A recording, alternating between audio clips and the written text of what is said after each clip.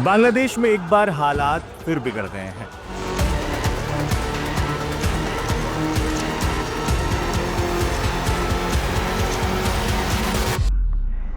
मयमनसिंह जिले में गुरुवार रात कथित ईश निंदा के आरोप में एक हिंदू युवक की भीड़ द्वारा पीट कर हत्या कर दी गई। मृतक की पहचान दीपू चंद्र दास के रूप में हुई है।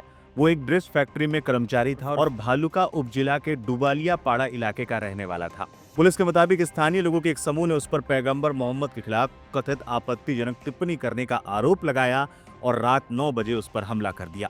नंगा करके फांसी पर टांग दिया गया। भीड़ ने दीपू चंद्रदास की पीट कर पहले हत्या की, इसके बाद शव को एक पेड़ से लटकाया और फिर उसमें आग लगा दी। सूचना मिलने पर पुलिस मौके पर पहुंची, हालात को काबू में लिया गया और शव को बरामद किया गया। खबरों के मुताबिक युवक को सार्वजनिक तौर पर नंगा करके फांसी पर टांग दिया गया था। बाद में उसकी लाश को खंबे पर बांधकर आग लगा दी गई। इसका एक वीडियो भी सामने आया है। विजुअल्स इतने विभत्स हैं कि हम आपको दिखा तक नहीं सकते। घटना पर भारत में भी आक्रोश देखा जा रहा है। घटना को लेकर कई तरह की खबरें भी सामने आ रही हैं। हिंदू युवक दीपू चंद्रदास की बेरहमी से हत्या पर बांग्लादेशी लेखिका तस्लीमा नसरीन ने गंभीर सवाल उठाए हैं।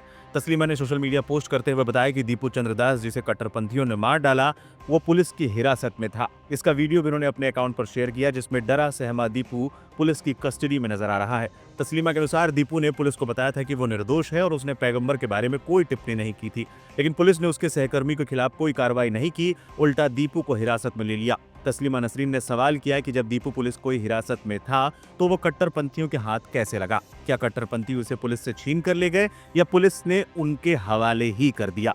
तस्लीमा नसरीन ने बांग्लादेश की सरकार और सिस्टम पर सवाल उठाए। तस्लीमा के पोस्ट पर कांग्रेस सांसद शशि थरूर ने भी प्रतिक्रिया देते हुए लिखा, बांग्लादेश में चल रहे भीड़तंत्र के बीच ये एक अत्यंत दुखद घटना है। जघन्य अपराधियों के हाथों इस गरीब हिंदू व्यक्ति की जान जाने पर शोक व्यक्त करते हुए मैं बांग्लादेश सरकार की गई निंदा की सराहना करता हूं, लेकिन उनसे ये पूछना भी चाहता हूं कि वो हत्यारों को सजा दिलाने के लिए क्या कर रहे हैं और ये सुनिश्चित करने के लिए क्या कदम उठा रहे हैं कि ऐसी घटनाएं दोबारा ना हो।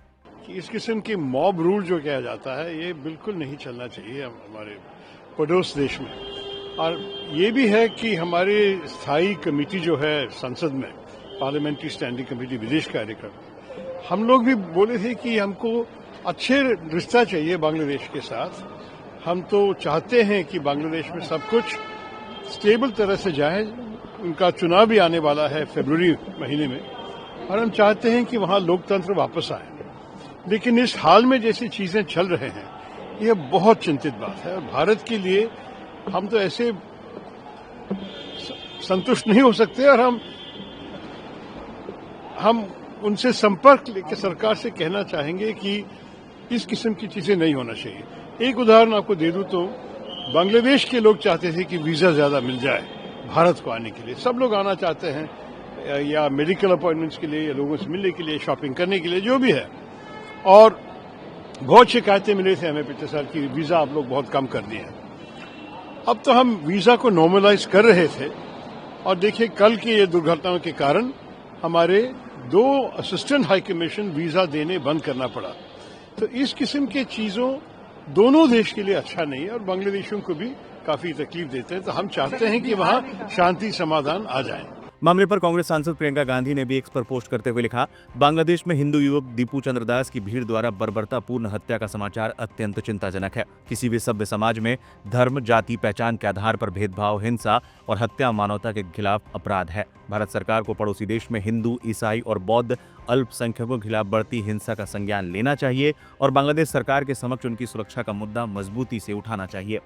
भीम आर्मी चीफ और नगीना सांसद चंद्रशेखर आजाद ने भी एक्स पर लिखा, बांग्लादेश में अल्पसंख्यक समुदाय के युवक दीपू चंद्रदास की लिंचिंग कर बेरहमी से हत्या और उसके शव को नग्न अवस्था में पेड़ से लटकाकर आग लगाए जाने की घटना सभ्य समाज के मूल्यों को शर्मसार करती है। ये अल्पसंख्यकों में भय फैलाने का सुनियोजित प्रयास प्रतीत होता है, जिसे किसी भी सूरत में नजरअंदाज नहीं किया जा सकता। हम भारत सरकार से अपील करते हैं कि अल्पसंख्यकों पर हो रहे अत्याचारों को सर्वोच्च कूटनीतिक स्तर पर उठाया जाए। मानवाधिकारों और अंतर्राष्ट्रीय कानून के संरक्षण हेतु स्पष्ट, सख्त और निर्णायक रुख अपनाया जाना चाहिए। उस्मान हादी की मौत के बाद हुई हिंसा। इससे पहले जुलाई विद्रोह के प्रमुख नेता और आगामी 12 फरवरी के आम चुनाव में उम्मीदवार शरीफ उस्मान हादी की मौत के बाद हालात तनावपूर्ण हो गए हैं। हादी को पिछले सप्ताह ढाका में चुनाव अभियान के दौरान नकाबपोश हमलावरों ने गोली मार दी थी। सिंगापुर के एक अस्पताल में इलाज के दौरान उनकी मौत हो गई। हादी की मौत की खबर फैलते ही गुरुवार को बांग्लादेश के कई हिस्सों में हिंसक प्रदर्शन हुए। राजधानी ढाका में अखबारों के दफ्तरों को निशाना बनाया गया और देश के संस्थापक शेख मुजीबुर रहमान के ऐतिहासिक आवास 32 धनमंडी में तोड़फोड़ की गई। प्रदर्शनकारियों ने गुरुवार देर रात देश के सबसे बड़े अखबार डेली स्टार और प्रथम आलो के ऑफिस में जबरन घुसकर तोड़फोड़ और आगजनी की। कई आवामी लीग नेताओं के घरों और दफ्तरों पर भी आगजनी की घटनाएं सामने आई हैं। भारत के खिलाफ उगला जा रहा है जहर। हादी की मौत के बाद बांग्लादेशी अब भारत पर आरोप लगा रहे हैं। हादी की बहन महफूजा ने इस हमले के लिए भारत की रॉ पर उंगली उठाई है। नेशनल सिटीजन्स पार्टी के नेता सरजीस आलम ने शरीफ उस्मान हादी की मौत के बाद भारतीय उच्चायोग को बंद रखने की मांग की है। सरजीस ने सोशल मीडिया पर पोस्ट करते हुए भारत के खिलाफ जहर भी उगला। सरजीस ने सोशल मीडिया पोस्ट पर कहा, अंतरिम सरकार जब तक शहीद हादी भाई के कातिलों को भारत वापस नहीं करता तब तक बांग्लादेश में भारतीय उच्चायोग बंद रहेगा। शरीफ उस्मान हादी की अंतिम यात्रा में उमड़ी भीड़। शनिवार को उस्मान हादी को सुपर्द खाक कर दिया गया। इस दौरान भारी संख्या में लोगों की भीड़ उमड़ी थी।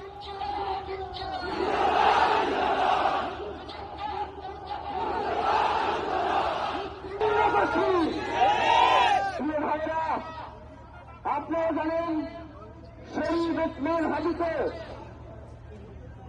এক সপ্তাহ 168 ঘন্টা আবদ্ধ করা হয়েছে। এখন পর্যন্ত কি তার খুনিকে গ্রেফতার করা হয়েছে? সরকারের পক্ষ থেকে এখন পর্যন্ত কি খুনিকে গ্রেফতারের ব্যাপারে আপনাদেরকে আশ্বস্ত করা হয়েছে? তারা কি এখন পর্যন্ত আমাদেরকে জানিয়েছে?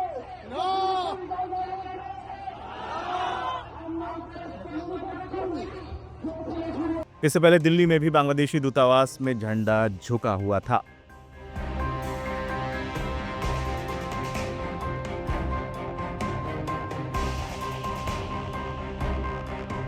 बांग्लादेश में हिंदुओं की हत्या हो रही है। इस देश की सरकार क्या कर रही है? ये मुद्दा प्रियंका गांधी जी ने जैसे ही एमपी बनी थी उठाया था, फिर से उठाया है। इस देश की सरकार की क्या जिम्मेदारी है? आपकी कोई जवाबदेही नहीं है। बांग्लादेश में हिंदुओं की निर्मम हत्या की जा रही है, कोई लॉ एंड ऑर्डर वहां पर नहीं है। आपको क्या ये नहीं लगता कि हिंदुओं को वहां पे सुरक्षित करना चाहिए? आप अपने आप को हिंदू बताते हैं, आप ढोंगी हिंदू हैं। आप भगवान राम की अवहेलना करते हैं, भगवान राम को एक एक्रोनिम बनाते हैं, आप हिंदुओं को मरने के लिए छोड़ देते हैं। आपकी क्या जिम्मेदारी है? धन्यवाद।